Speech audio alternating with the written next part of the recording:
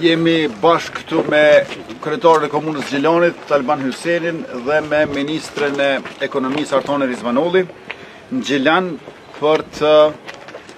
shikuar punimet që po shkojnë bare mirë, siç edhe na u dëshmua, për renovimin e banesave sociale, të cilët janë ndërtuar qysh në vitin 2005, por nuk kanë pasur kushtet e dinjitetshme për jetesë brenda. Fal investimit total prej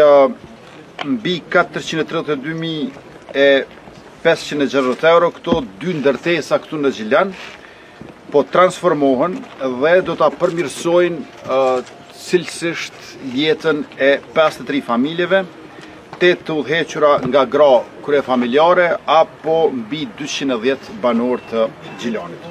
Kjo është pjesë e një investimi më të madh, prej mbi 6 milion euro, për renovimin e 25 ndërtesave sociale anë mban Kosovës, që bashkëfinancohet nga Qeveria e Republikës Kosovës dhe Bashkimi Evropian e me 10% pjesëmarrje edhe komunale. Reforma më e gjerë në eficiencë ka qenë e tillë që i kemi mbështet 3.000 familje me izolim të shtëpive dhe mbi 40.000 familje me pajisje eficience dhe panele solare.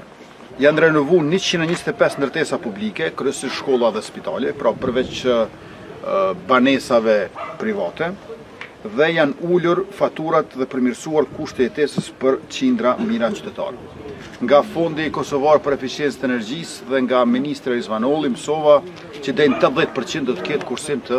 energjisë në këtë ndërtesën që e vizituam. Është bërë izolimi jashtëm, termoizolimi, do të ketë hyrje kryesore me interfon dhe kemi rregullim të qatisë, përveç se ndërrim të dritareve. Të gjitha këto investime janë pjesë e përpjekjeve më të mëdha strategjike për rritjen e eficiencës së energjisë në vendin tonë,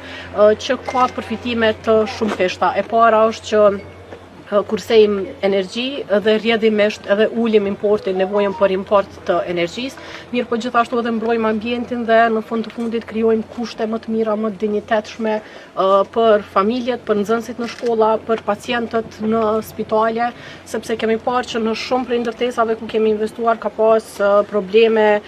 serioze me cilësinë e jetës, ambientit, duke përfshirë këtu edhe qati që kanë pikur apo edhe myk që është jashtëzakonisht i dëmshëm për shëndetin e njeriut. Prandaj kjo është një mënyrë se si edhe mbrojmë ekonominë, mirë po edhe më me rëndësi se kjo mbrojmë familjet, shëndetin e fëmijëve tonë. Me këto investime që po bëhen tash, besojmë që do të reduktohen shumë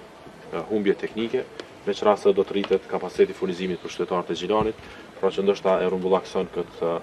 nevojën e qytetarëve për një jetë më të mirë, duke filluar nga banimi social deri tek furnizimi me ujë të pirë, që është nevojë gjithë secilit prej ne.